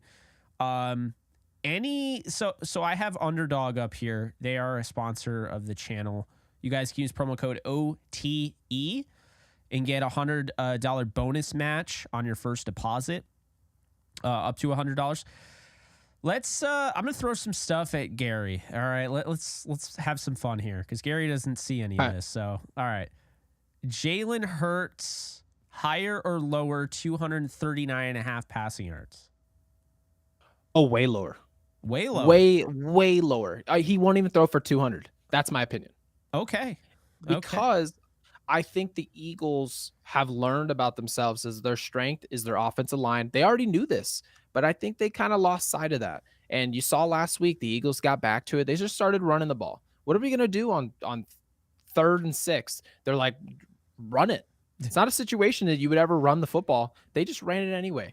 Run the football. They got to 4th and 1. And then of course they did the push from behind, and it's a first down. So they just decided that we're just more physical than you. We're going to run the ball. I think they do it again against the Rams. So I'm expecting them to run for like $150 against the Rams. And I'm not saying that because I think the Rams can't stop the run. I just think Philadelphia is going to make a point to do this in volume. They're a middling run defense, so I think you can run the Rams. I think this is where narratives kind of get caught up in the whole whirlwind of things. Seattle, you have, I mean, the way Kenneth Walker, he was about to go off in that game. The Rams took Seattle completely out of the game. They held them to 12 yards and a first down in the second half, the entire second half, Gary. And they were down by 17. They couldn't run, right? So Kenneth Walker's having a great day, going almost 6 yards a carry. No, you only get 12 carries and that's it. Then you have Christian McCaffrey, who they held him to 3.6 yards per carry if you take away the explosive, but the explosive is out there. It's a resume. It's on film. It shows you what they're capable of giving up. And then week 3 against Joe Mixon, they held him to like 3.3 yards per carry, but at the end of the day, they kept running the football, and by running the football consistently, what it ended up doing is it wore down the defense just enough to get a rushing touchdown when they needed to. And then, the fourth game against the Colts, you look at Zach Moss. They missed Jonathan Taylor by an eyelash. But yeah, you'll take it. Yeah, you'll take it. Zach Moss is good running back, though. And they held him, I think, 3.7, 3.8. It's like, I don't know, 18 carries for 70 yards. But the thing is, it's not about the yards per carry. It's actually kind of a little bit of an overrated stat. It's taxing. It's depreciating a defense because essentially you just continue to pound the rock. Man, I have to have, like, they're guaranteed collisions now. You know what I mean? So now your defense gets worn out. And the thing I want to throw out here before we get into more of this underdog stuff real quick is that I feel like I learned last week. I feel like I became a smarter analyst of football.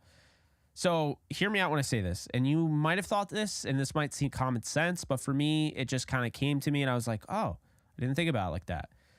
So Anthony Richardson, I think he's going to be a superstar. I genuinely believe that. And I think the game he played against Raheem Morris's defense, they threw every look at him, and he just responded the right way.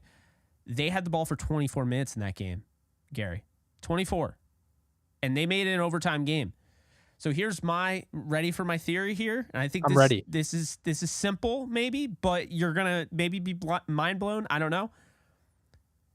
It didn't matter that they only had the ball for 24 minutes. The defense was gassed. Why were they gassed? Because they made the most of every single play.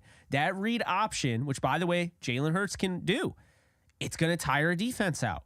So, you see the scoreboard and you see the 24 minutes to 36, and you're like, they were barely on the field. But when they were on the field, it was the most taxing. They made the most of it.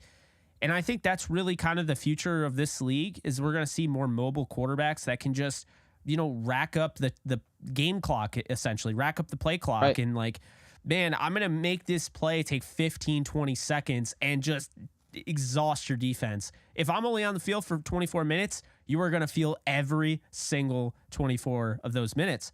And am I wrong here? Like, that's how I'm now looking at it. And I never looked at it like that before. But I think time possession as a whole, we can learn is a little overrated.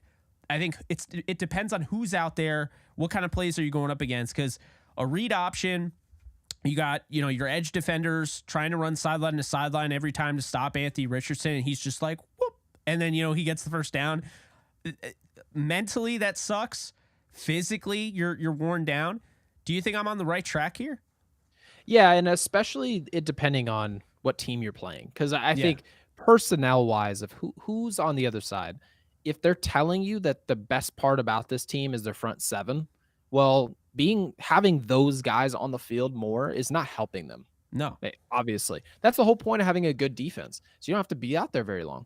Yeah. It's always nice when there's a 3 and out. If believe it or not, when you're watching your favorite team play the game of football and they run it 2 yards, incompletion, and then you look, the camera pans over to your quarterback. He puts his head down in frustration. He walks off the field. They punt. They go to commercial break. It feels like your team wasn't on the field for 40 minutes. Yeah. That's the way it feels. And I promise you, the other team, I promise you, the defense is feeling every second of it. Now, of course, what you do when they get out there, you're like, yeah, you can move the ball around, but you got to watch the game as well. How are they moving the ball around? If it's physical, if it when we were playing in the Super Bowl and it's Jay Ajayi and you're seeing freaking what's his name? LeGarrette Blount running, and it was a car accident every play, Yeah. every single play. And the Eagles had the ball a lot. But also, when you watch the game, what happened when they had the ball also mattered. Yeah. That it was just important. So, yeah, no, I think you're on the right track there. And you can't necessarily look at just the base stats of, okay, this guy runs for 3.3, a carry and all that. And then it's successful. Like, I think that's an analytical way to look at the game of football when the game of football is so far away from just harping on analytics. It's about results. And if you're getting results, that's the way you should go. I agree. And I just think it's getting the most bang for your buck when you're on the field, you know.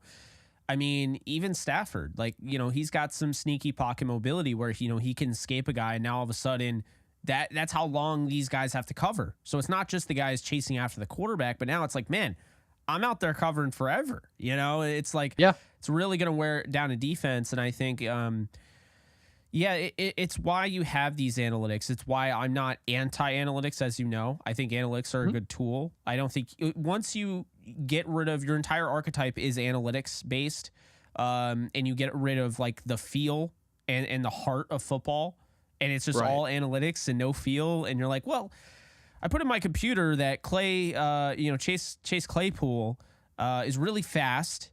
He's got a 6'3" frame. And because of this, he's likely to break more tackles. Well, I can tell you when watching the games, he's not breaking those tackles. Okay. He's a slender built 6'3", right?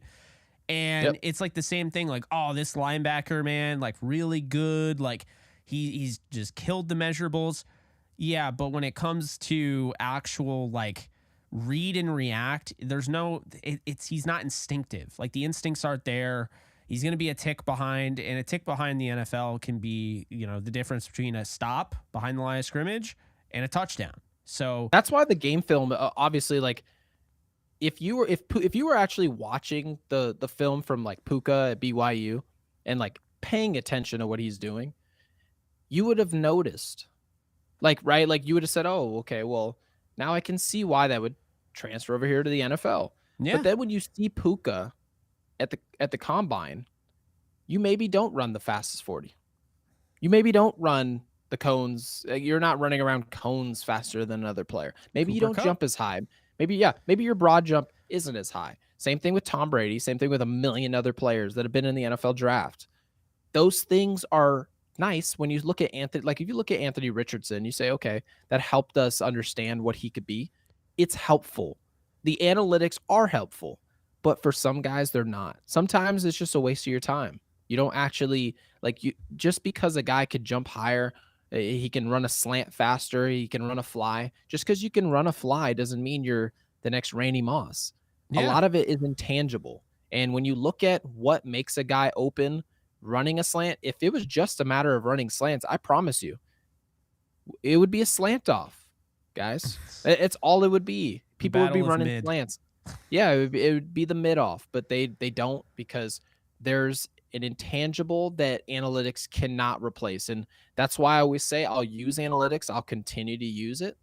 But the base, like the main part of my brain that is making a decision on who I think is going to be good, who's not, I promise you it will never be analytics based first. It just can't be. No, I agree. And I'm glad we had that conversation because, oh my God, there are people that swear analytics is the end all be all. And God, they had a war. I forget who created it, but there was like this NFL war, and like Aaron Donald he was barely getting a win a game. And I'm like, man, come on. You want to tell me that the greatest, in my opinion, maybe the greatest player who ever played in the NFL? Because when you talk about dominance, say what you will about Tom Brady being the GOAT, there was always a debate. Ooh, who's better this year? Is it Rodgers? Is it Breeze? Is it Manning? You know, like that always was there. Since Donald's second year, like it's been Donald, and then like TJ Watt had 1 year and then he was gone. And Donald just ran away with it. Donald has absolutely been the most dominant player. And that's when I'm like, man, I want to like your analytics, but you're saying he's only worth one win. Like, do you know how many teams would literally snap their neck just to get him? They're like, oh, my legacy will just be that we got Aaron Donald, so it's not even worth, like, just like go right ahead. But I mean, for real, like, they'd bend over backwards to get Aaron Donald. I mean, a one win above replacement? Who the hell is the replacement? I don't need it. Well, I don't. Yeah, the replacement is Lawrence Taylor. Yeah, it's just anybody in the chat here, Rams fan or not, which I'm sure most people in here are Rams fans. They know. I mean, we're not even being a homer here. I'm not a Rams fan. I personally, I don't care what happens to the Rams going forward. I want their players to be healthy. I want them to be competitive. Yeah, all those good things. But it doesn't take Jake, who's a Rams fan, who's a host of a Rams show, to get up here and tell you an objective opinion. I'll tell you, he's going to be in Canton. Yeah. Okay. It's a non-negotiable. This is a player who's on a level that I don't need an analytic to tell me what I'm seeing on the football field. If you have single coverage, which is his job, that's all football is. Football is two people standing next to each other, and we are going to push against each other. And if you succumb to my pushing, you're in trouble. Or if I go around you, you're also in trouble, and you can't hold me. That's the game. And he does it better than arguably every single player who's ever touched the football field, other than maybe Reggie White and Lawrence Taylor. Yeah, I mean, he's unbelievable. He really is. I don't know if there's anything here in Underdog, but let's wrap it up with this here. So we'll get a few more. Okay. Start with the Eagles. We had Jalen Hurts, DeAndre Swift. All right, this number's weird to me. All right, how many carries do you think DeAndre Swift's going to go for? Because, like, they have higher or lower 14.5. Like, the Eagles lose that game if he's only getting 14.5 carries. Well, to piggyback on my first prediction, he's not going to throw for even over 200 yards, in my opinion, because of how much they're going to run the ball. So this is an easy over for me. Easy. Okay. So let's see here.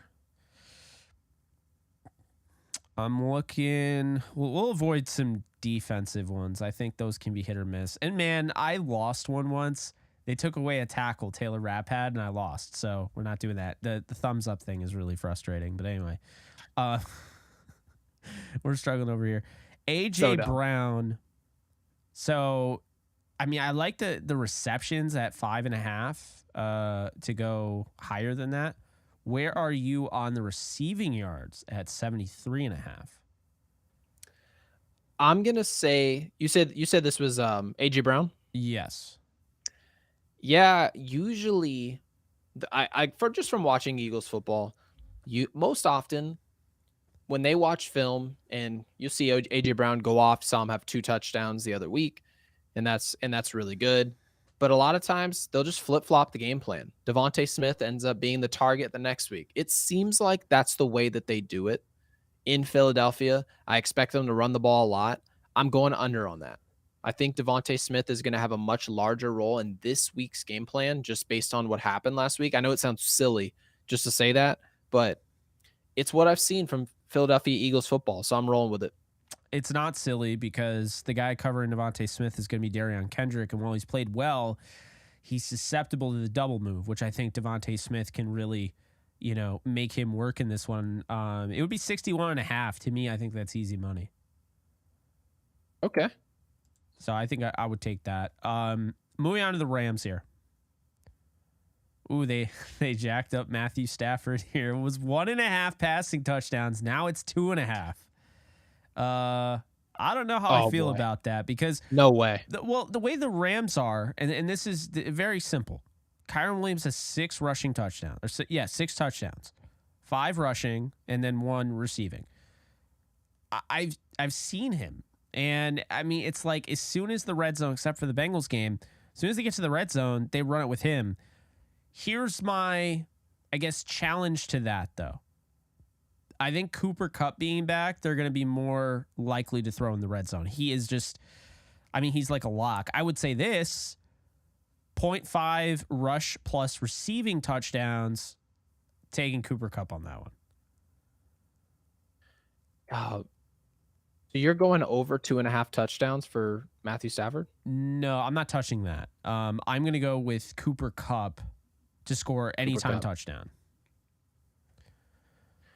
That's just so cool. That's gonna be so cool. Trust me, I don't want to see it, but it's cool. It's cool. Are you serious? Are you kidding me? So they're projecting a 5-catch, 60-yard performance for Kupp, and then potentially a touchdown. Okay, and what about Puka? Puka, we're seeing 560. So I mean, if Puka Nacua doesn't get more than 5 receptions, what are we doing here? Like, I mean, the Eagles just signed Bradley Roby off the street and intend to play him. So I don't really know what we're doing here if Puka Nacua isn't going over 5 receptions. Oh, he's, like I said earlier, he's a possession receiver. He should be catching 8 balls this week. Yeah, I think Vegas has no idea what to do with Kupp back. They're like, oh, well, and I think you could potentially get a lot of value here on some of these guys. We don't have any Atwell receiving yards, and there's a reason for that. That thing isn't going to come out until the beginning of the game, probably like right before the game, and then they'll drop like 31.5, and everyone will be like, are you kidding me? Like, I can already see it now because, I mean, this thing has not been here the whole week. So, yeah, I like that. Kyren Williams, 57.5 rushing yards, higher or lower? Ooh. Lower. It's so tough because it's like, then there's 83.5 rushing and receiving, which I still think is a little high. I'm going lower on that as well. Yeah, we just don't know how the game's going to go. And I think it's such a risk because while Kyren in his third start did go over 100 yards rushing last week, I mean, I could see like Kyren gets off to a rough start, defensive line stuffing, and then Sean McVay, good Lord, I don't even know what I'm saying. Sean McVay is sitting there like, I don't want to do it, but I'm going to do it because I think we need a spark, and I don't want to go away from the run game. So then out comes Ronnie Rivers. And Ronnie Rivers on his first carry goes for 20, and now he's in the rest of the game or whatever. Like, I could see something like that. Not the rest of the game, because Kyren, obviously, with his pass protection, he's just a much better pass protector. That's why he's on the field. But that's an interesting one. I agree with you. I'm staying clear of that. I don't think that's like the locks. I would say Swift, 15 rushing attempts, higher than 14.5. Devontae Smith, 61.5 receiving yards. Touchdown, Cooper Kupp. 5 receptions, Puka Nacua. Okay. And the last one on this slip, I got to tell you, I'm sticking clear of Tutu Atwell touchdowns. I could see a play where he goes for 60 yards, like it's a bomb, and gets tripped up, and he's tackled at the 1-yard line. And then you're like, and then he's not getting a touchdown after that because you're like, it's Cooper Kupp time. So I don't like that. I mean, depending on the sports book that you're doing, you guys, Tutu Atwell, monitor that. It's a 4:00 game. So I think there's money to be made there if Tutu Atwell is as low as like 31.5. I just think Vegas has no idea what they're doing there. They really are trying to figure it out. Tyler Higbee, and then the last one we'll wrap it up with Dallas Goedert. So Tyler Higbee, last time he played the Eagles, he had 3 touchdowns, and the Eagles are giving up the second most fantasy points. So I think this is kind of an easy one. I don't need to do higher than the 38.5 receiving yards. I don't need to go higher than 4 receptions. I'll take the 7.75 fantasy points, and I will go higher than that. Really? Yes. Because he gets 8 fantasy points, and I win. And if you lose that, at least you can have your chin up high because you should have won it. Yeah. I mean, that's the way I look at that. I mean, you got to take that. Yeah, that feels like something I should win. So that's where I'm going to go. And then, well, where are you on Tyler Higbee? Do you think he goes over those totals? Okay. And then Dallas Goedert, the last one here. See, everyone's talking about the Eagles giving up stuff to you tight ends. The Rams let this guy named Drew Ogletree tie the game late in the game. He basically went down the field, and he and Anthony Richardson were untouchable. I don't know. Dallas Goedert's a lot better than Drew Ogletree. Okay, I don't have to tell you that. He is better, yeah. He's a top 7 tight end in the league. Great blocker. I mean, 5.5 targets. I like that one. I like 14 after the catch. I like as well. And I like the 34.5 receiving yards. To me, I think there's a lot of value in this game. I'm going to be honest with you. You better win some money, y'all, because there's a lot of value in this game. It's all because of Puka and Kupp. I just think like they have no idea how the game's going to go. And so like these are super low. I mean, like I just like to your point, like so by Kupp being in here, Vegas is just sitting there trembling. They're like, "What? I don't know what to do." They're gonna like spread the wealth. Like they think they're gonna spread the wealth, and they're like Vegas is trying to figure out. I don't know. In my opinion, the Rams' game plan shouldn't be to spread the wealth. I think they should play very similarly to the way that they've played, and let Cooper Kupp join that. That's let Cooper Kupp use him as a little bit of a decoy. I'm not saying throw it to him twice. Yeah, but you gotta milk that a little bit. I mean, I just don't see the purpose if a guy potentially is coming back from a major injury to just be like, all right, welcome back. I'm gonna get you 8 catches when a dude who had 39 catches in 4 weeks. You're gonna stop throwing him the ball, really? Like I know Cooper Kupp's he's a great receiver, but I mean, come on. So I wouldn't spread the wealth, in my opinion. I would throw the ball to the guy that's been consistently catching the ball. Yeah, I mean, I'd throw to whoever's open, you know? Right. I think that's what they intend to do. I'm going to save this, by the way. This 5-pick can win you $125. So if you guys are interested in that, OTE is the sign-up code. Any final thoughts, Gary? I'll say this. I've been a big fan of yours. I think you're doing great things. Anything you want to shout out? Thank you. Well, I have a upcoming YouTube golf show that is coming out. It's taken a ton of work for anyone who enjoys golf. Obviously, we've got GoPros everywhere, cameramen everywhere, and people have actually asked me over the years. They always ask me, what's your handicap? And no way I believe that handicap. What's your swing look like? All this different stuff. We're going to have a bunch of cool different people playing on our show. It's me and my buddy Drew Stankiewicz playing in the actual video. But we're going to have a ton of guests. And, of course, you're going to see my dad on the actual channel. So it should be very fun. Hopefully I can get Jake into golf so we can go play. We can play in a scramble. So that way there's not any pressure of Jake playing. But yeah, so obviously for those who have made YouTube, obviously Jake understands being in production all the time. Pretty much his entire life is doing that. It is a ton of work, despite what people will tell you. So I've been enjoying the process, and I'm looking forward to everyone seeing it. Yeah, man. I'm so proud of you and like everything you've accomplished. I mean, I was started off like, as just a fan of what you were doing. Got into you, through the Yankees and just your takes, and it was never really about your dad. I loved your dad growing up, but it was like the content you're putting out, and I can't stress it enough, in a world full of nepotism. I feel like you've really earned it. You've worked your ass off. And, and I'm not saying nepotism is evil or something, but, there's a lot of that. And I feel like you kind of, not just stand alone, because I know other people do it, but you've done it really well, where you've made yourself a brand being you, and not following the footsteps of anybody. Just this is Gary Sheffield Jr. You're the guy that's going to come on what is it on your Twitter? It's like, I'm likely going to come on your podcast. You're the guy that's going to come on a football podcast, a baseball podcast, going to play Warzone, going to do a 24-hour freaking stream with me. I mean, what the hell, man? I have not recovered from that still. Oh, dude. It was It's a on the day I'll never forget. It it was was amazing. unreal. It really was. It was probably one of the most fun nights of my life. I don't know if that's sad, but it was a lot of fun, man. It really was.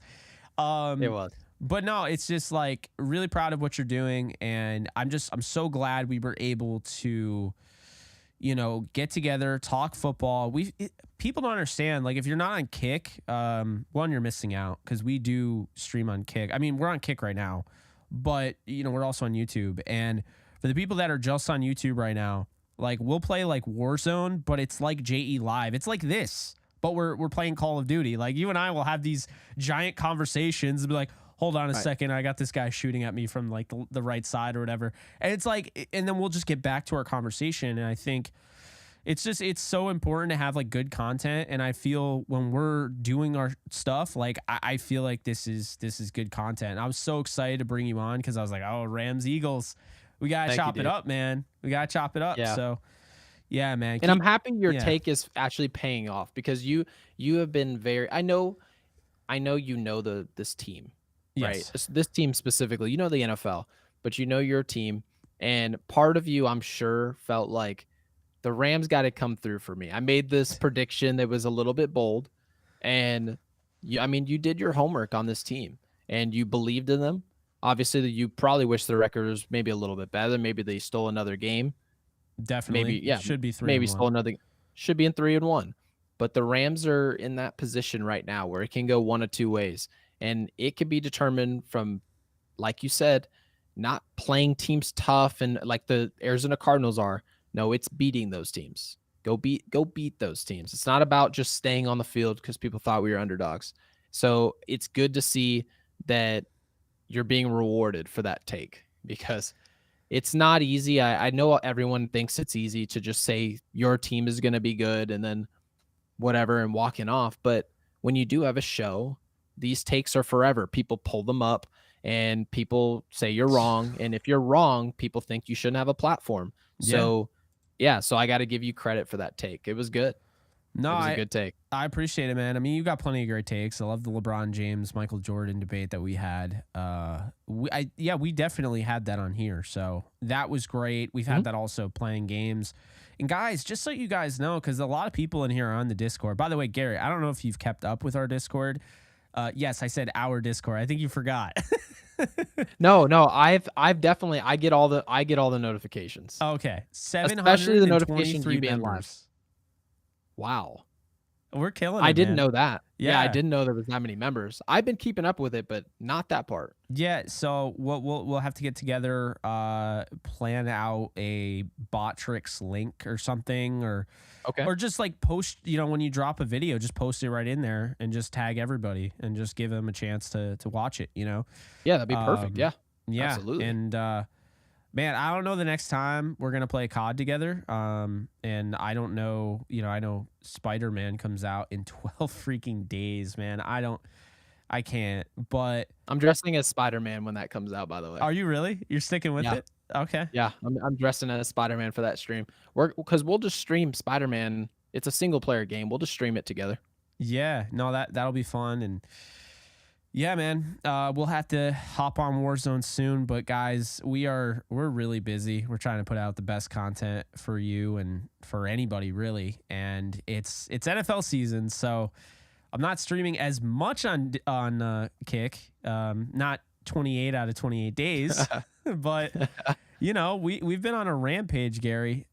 Just constantly putting out content. Just had the 500th episode for Downtown Rams, so congratulations, dude. That's awesome. Thank you, man. That was a special episode. It's like you don't really realize until so Alexis, my co-host, she created this montage of all these people congratulating me. You don't realize how much people listen until you start to see them actually tell you. And obviously I knew a lot of people listen, but it definitely hit me in the feels. I definitely cried a little bit. Now Jake crying on the internet is out there, but no, it's awesome. And what I'm most excited about right now is just our growth. Because I think, first off, if you guys haven't already, definitely go follow at Gary Sheffield Jr. on all socials. He is well worth it. There's Dan, our guy Dan 421. Jake, Gary, what's up, Dan?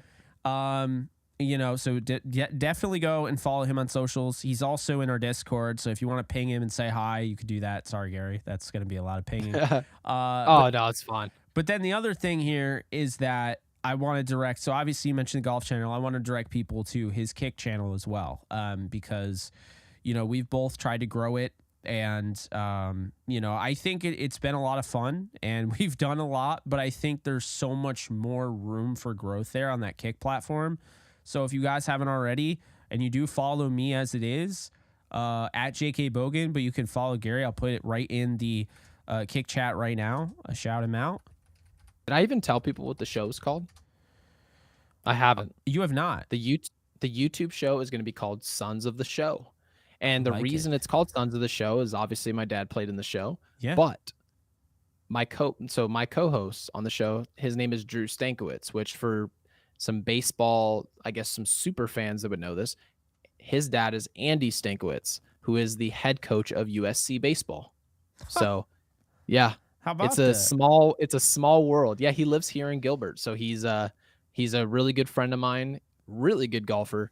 And obviously, if you like golf and you want to watch us play golf, you're gonna be seeing some good golf. You're not just gonna be just like looking at me. I'm probably better at golf than I am video games. So I actually take pride in being. I really take pride in getting better. And I mean, obviously, I take pride in getting better at both. But I find it to be easier to get better out there than as opposed to with all these nerds on the internet, because kids are getting good, dude. Kids are getting good at video games. That's why I'm so excited about Spider-Man, because it's just me. I don't have to worry about online play, any of that stuff. I just get to enjoy myself. No COD timing. No. Oh God, we could go down the list. No COD timing, no riot shields, no. What else are things that are annoying? Oh no. Have you played it recently, by the way? That Groot looking mofo? No. Oh, God bless. They made a skin. You're retired? Yeah. I really think I'm retired. Like the game, I was getting a lot better at the game, but they put 21 Savage in the game. It's very gimmicky. And I do like what they're doing. They're going faster tempo, all this stuff in the next Call of Duty. I'm looking forward to that. And so you're not retired. You're going to play the new Call of Duty. Right. But you're done with Modern Warfare 2. I'm like Jeff Fisher. I'll be back in 2024. Somehow. to win another 8 games in a season. Oh, man. But yeah, 21 Savage. The most annoying thing is 21 Savage without a shirt on. Like, bro, why are you running around, guns blazing, without a shirt? Why? You didn't think to. Dumb. And where are the plates going? You're putting on all these plates. I don't see the plates. Right. I don't see them. And Nicki Minaj, are you kidding me? She's running in heels. Yeah. And then, I mean, now we got Groot's evil stepsister. I still can't believe you haven't seen that. It's such a difficult operator, because you can see through it. It's like Groot. Oh, it's so stupid. It's so dumb. And I think they made the hitbox small. It's just BS, man. It's just like, hey, if you got the battle pass, you're good. If you didn't get the battle pass, well, sucks to suck. That's typical. That part right there is typical. It'll be part of their next year's game. Pay to play is a huge issue in multiplayer. It just is. So. Yeah. Well, I think that's going to do it. I mean, we're now talking about Call of Duty. So we got off the beaten path, but hey, man, you offered so much insight. This is why I brought you on, and it's just two friends having a conversation about football. I mean, that's really what JE Live is about. It's what it's been about the last few times that you've come on, and I look forward to streaming with you moving forward, man. Whenever I can get you, just let me know. Yeah, I'll absolutely let you know. I actually should be free very, very soon. So I'm looking forward to getting on the game. I'll unretire from Call of Duty so we can play.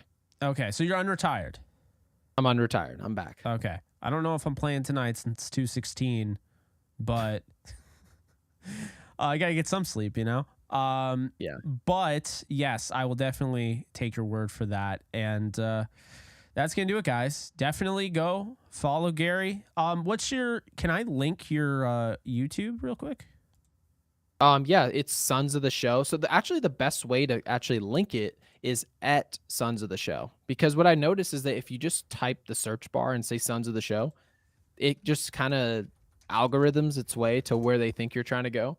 But if you just put the at sign in front of it, it goes right to the channel. All one word? Yeah, all one word. Aha. All right. Let's before we get out of here, I think it's worth it, Gary. Let's put this right in here. See if we can get some subscribers. Everyone in the chat right now, hit my guy up with the subscribe here. Gary, you got to get off. I can already see it. So I'm typing in Sons of the Show to see if it works.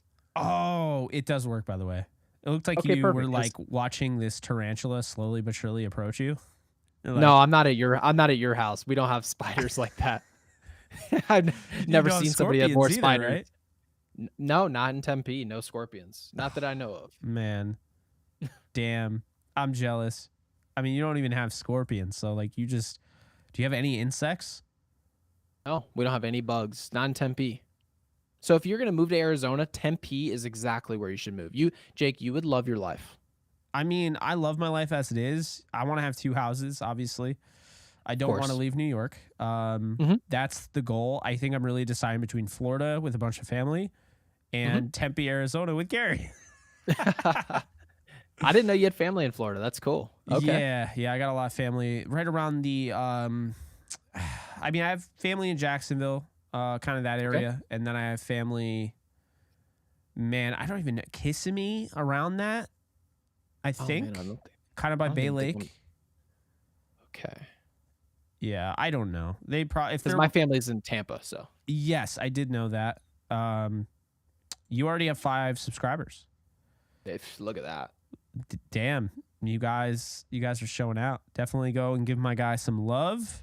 Thank you, guys. And Dan, Jake, should I start Stafford and FanDuel? Before we leave, Gary looked like Ashika Island is pulling up with his food. That's like not to toot my own horn. It's the funniest thing I feel like I've ever said. Dude, you said that with like 20 hours of no sleep. Yeah, Ashika. The dude was Ashika Island. He was 100%, and I would have been canceled. You would have been canceled. It's just a joke. I mean, obviously, we got to get back to just like laughing a little bit. Dan, Jake, should I start Stafford and FanDuel? Yes, because I think his value at 6,600 is a steal. And man, FanDuel just hates Stafford. 6,600. I think Zach Wilson has like 200 more than Stafford. Can you believe that? No, I cannot. No, I cannot believe that. No, not at all. No, he does. He absolutely does. But anyway, guys, definitely just go follow it. It's right there. Sons of the Show, at Sons of the Show there. 5 subscribers. I want to see this thing go to 500. Blink of an eye. It's all on you guys. Even though there's not 500 people in here, we'll pretend there is. But I'm Jake Ellenbogen. He is Gary Sheffield Jr. And you guys have watched JE Live to get you guys ready last second for the Rams and Eagles game. Gary, thank you for your time. And you guys take care. Later, folks. Thank you, guys. Good luck to your Rams. Thank you.